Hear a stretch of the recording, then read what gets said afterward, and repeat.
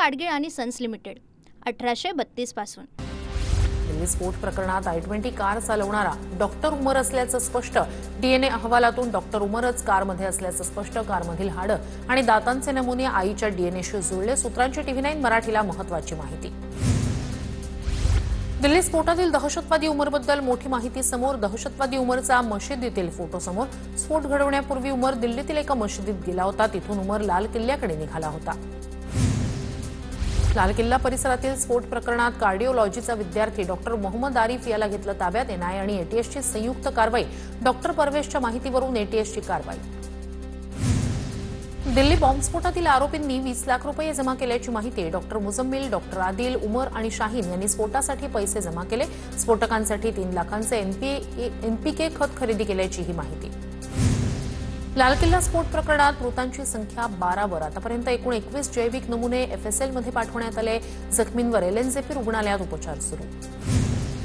दिल्ली स्फोटात हल्ल्याच्या ठिकाणाहून 500 मीटर अंतरावर मानवी अवशेष सापडले। पोलिसांकडून परिसरातील सर्व घरांच्या छताची पाहणी। दहशतवादी उमरनं केलेल्या प्रवासाचं CCTV NIAच्या ताब्यात। फरीदाबाद ते दिल्ली प्रवासातील 50 ठिकाणांचा CCTV ताब्यात। फरीदाबादमधून आल्यानंतर उमर हा अशोक विहार इथे जेवणासाठी थांबला। सूत्रांची TV9 मराठीला माहिती। दिल्लीतील लाल किल्ल्याजवळ स्फोटाचा नवा व्हिडिओ समोर। व्हिडिओ I-20 कारमधून स्पष्ट दिसतोय। ऐन गर्दीच्या वेळेस स्फोट झाल्यानं मोठी जीवितहानी। लाल किल्ला मेट्रो स्थानक पुढील सूचना मिळेपर्यंत बंद राहणार। सुरक्षेच्या कारणास्तव मेट्रो स्थानक बंद ठेवण्याचा निर्णय। तर दिल्लीतील इतर मेट्रो स्थानक कार्यरत। दिल्ली मेट्रो कॉर्पोरेशनची माहिती। मुख्यमंत्री फडणवीसांच्या हस्ते आज नाशिकमध्ये 5657 कोटींच्या कामांचं भूमिपूजन। सिंहस्थ कुंभमेळ्याच्या पार्श्वभूमीवर भूमिपूजन होणार। उपमुख्यमंत्री शिंदेंसह मंत्रिमंडळातील 8 ते 10 मंत्री कार्यक्रमाला उपस्थित राहणार। उपमुख्यमंत्री अजित पवार बारामती दौऱ्यावर। बारामती नगर परिषद आणि माळेगाव नगरपंचायतीसाठी मुलाखतींना सुरुवात। मुलाखती घेतल्यानंतर दादांचा कार्यकर्ता मेळावा। कार्यकर्त्यांना मार्गदर्शन करणार। काँग्रेसची आज जिल्हानिहाय आढावा बैठक। दुपारी 1 वाजता हर्षवर्धन सपकाळ यांची पत्रकार परिषद। सपकाळ आणखी एक घोटाळा उघडकीस आणणार। काँग्रेस पुणे महानगरपालिकेत एका कुटुंबातील एकालाच तिकीट देणार। काँग्रेस अध्यक्षांनी निर्णय घेतल्याची माहिती। महापालिका निवडणुकीची सोडत निघाल्यानंतर अनेक वॉर्डमध्ये उलटपालट। काका मला वाचवा या हाकेला बावनकुळेंनी ओ दिली। अजित पवारांचा राजीनामा घेणं तर दूरच त्यांच्या सुपुत्राच्या खिशाला चटका बसणार नाही याची जबाबदारी मेवाभाऊंनी बावनकुळेंना दिली। अंबादास दानवे यांची चंद्रशेखर बावनकुळेंवर ट्विट करत टीका। लग्न होत नाही पत्नी मिळवून द्या, तुमचे उपकार विसरणार नाही। अकोल्यातील तरुणाचं थेट शरद पवारांना पत्र। आर्थिक परिस्थिती हलाखीची असल्यानं कोणीही मुलगी देत नसल्याची पत्रातून खंत व्यक्त। विधानसभा निवडणुकीप्रमाणे नगर परिषद आणि नगरपालिका निवडणुकीसाठी आता खर्चाची दरसूची लागू। उमेदवारांना खर्चाची मर्यादा। सर्व राजकीय पक्षांना नियम दिले जाणार। जालन्यात 3 दिवस उलटूनही एकानंही उमेदवारी अर्ज भरला नाही। जालना जिल्ह्यातील 3 नगर परिषदेमधील चित्र। उमेदवारी अर्ज दाखल करण्यासाठी केवळ 4 दिवस शिल्लक। वाढलेली इच्छुकांची संख्या लक्षात घेता नेते मंडळींची वेट अँड वॉचची भूमिका। हिवाळी अधिवेशनात मंत्र्यांना बंगले वाटप करताना तारेवरची कसरत। रवी भवन परिसरात मंत्र्यांसाठी केवळ 24 बंगलेच उपलब्ध। नव्या कॅबिनेट मंत्र्यांना नागभवन तर ज्येष्ठ मंत्र्यांना मिळणार रवी भवन इथले बंगले। कोल्हापूर सर्किट बेंचकडून ओंकार हत्तीला पकडण्याची परवानगी। हत्तीला नैसर्गिक अधिवासात पाठवणं अधिक योग्य। सर्व निर्णय कोर्टाच्या अधीन राहून वन विभागानं घ्यावा। मंत्री दीपक केसरकर यांचं वक्तव्य।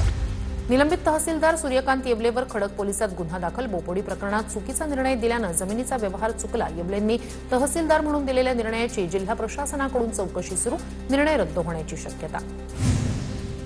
अमरावतीत इस्लामिक इन्फॉर्मेशन सेंटरचे फलक झळकले। पंचवटी चौकात IICचे फलक लागल्यानं खासदार अनिल बोंडे आक्रमक। हैदराबादवरून संस्था चालवली जात असल्याची माहिती। नवा वाद उफाळण्याची शक्यता।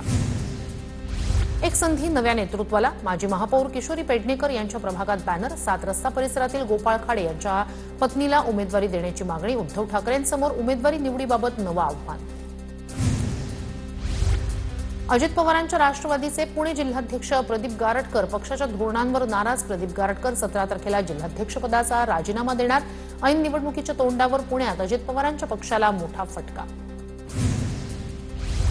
हिंगोलीत 3 कोटी रुपयांच्या बनावट नोटा आल्या। सदर प्रकरणात संतोष बांगर यांचा निकटवर्तीय राम कदम सूत्रधार।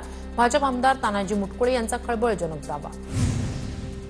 धाराशिवच्या भूमपरांड्यात आजीमाजी आमदारांमुळे महायुतीत तणाव, महाविकास आघाडीला घेऊन राहुल मोटे यांची सावंत यांच्या विरोधात फिल्डिंग.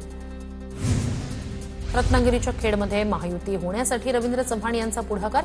खेडमध्ये महायुतीचाच उमेदवार निवडून आलेला असेल, गृहराज्यमंत्री योगेश कदम यांच्याकडून विश्वास व्यक्त. भाजपमध्ये गेलेले अविनाश पाटील 15 दिवसात पुन्हा ठाकरेंच्या शिवसेनेत. गंगापूर नगराध्यक्षपदाची उमेदवारी घोषित. गंगापूर इथल्या नगरपालिकेच्या राजकारणात मोठा उलटफेर.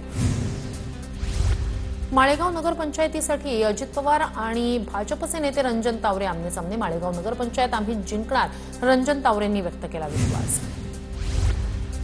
परभणीच्या पूर्णामध्ये मवियाकडून नगराध्यक्षपदासाठी प्रेमला एकलारे यांची उमेदवारी जाहीर. बैठकीत खासदार संजय जाधव यांची घोषणा. ठाणे जिल्ह्यातील मुरबाडमध्ये पवारांच्या राष्ट्रवादीला मोठा धक्का. माजी जिल्हा परिषद अध्यक्ष सुभाष पवार भाजपमध्ये आज प्रवेश करणार. कार्यकर्त्यांसह भाजप प्रवेश होणार. स्थानिक निवडणुकांच्या पार्श्वभूमीवर पवारांच्या राष्ट्रवादीला धक्का. माजी आमदार चंद्रकांत दानवे पक्ष आणि कार्यकर्त्यांना विकून टाकणार. त्यांना कार्यकर्त्यांशी काही देणं घेणं नाही, त्यामुळे ते स्वतंत्र लढणार नाहीत. भाजप आमदार संतोष दानवे यांची चंद्रकांत दानवेंवर टीका.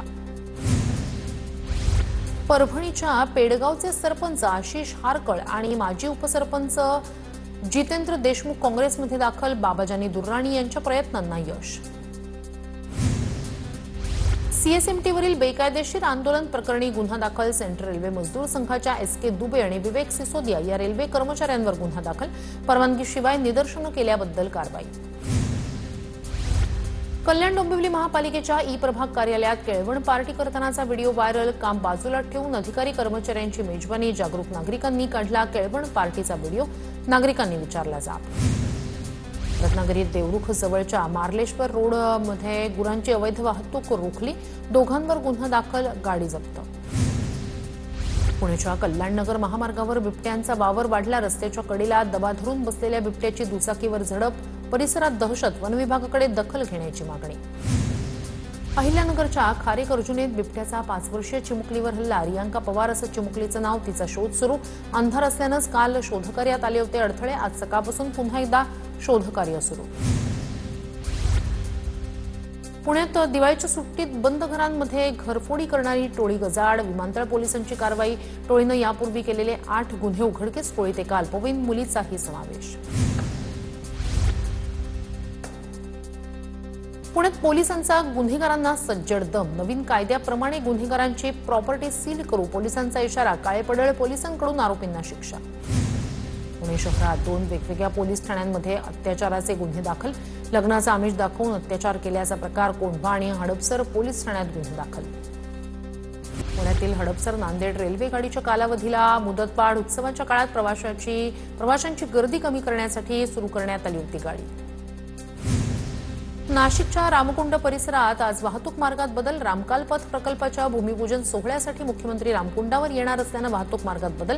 नागरिकांना पर्यायी मार्गाचा वापर करण्याचं आवाहन. परभणीत पाऊस थांबल्यानंतर कापूस वेचणीच्या कामाला वेग. महिला शेतकऱ्यांनी केली कापसाची पहिली वेचणी. पावसाचा फटका बसल्यानं जिल्ह्यातील कापूस उत्पादनावर परिणाम. सोयाबीन मूग उडीद पिकाच्या खरेदीसाठी ऑनलाईन नोंदणीची तारीख 31 डिसेंबरपर्यंत वाढवली. शेतकऱ्यांच्या अडचणी लक्षात घेता मुदतवाढ देण्याचा निर्णय. प्रत्यक्ष खरेदी प्रक्रिया 15 नोव्हेंबरपासून सुरू होणार. नाशिकच्या सुरगाणामध्ये महसूल विभागाची मोठी कारवाई. धान्याच्या काळा बाजाराचे धक्कादायक गुजरात कनेक्शन उघड. तहसीलदार आणि पोलिसाच्या पत्नीवर कारवाई. पोलिसांच्या संयुक्त कारवाईत ट्रकसह 8,94,000 लाखाचा तांदूळ जप्त.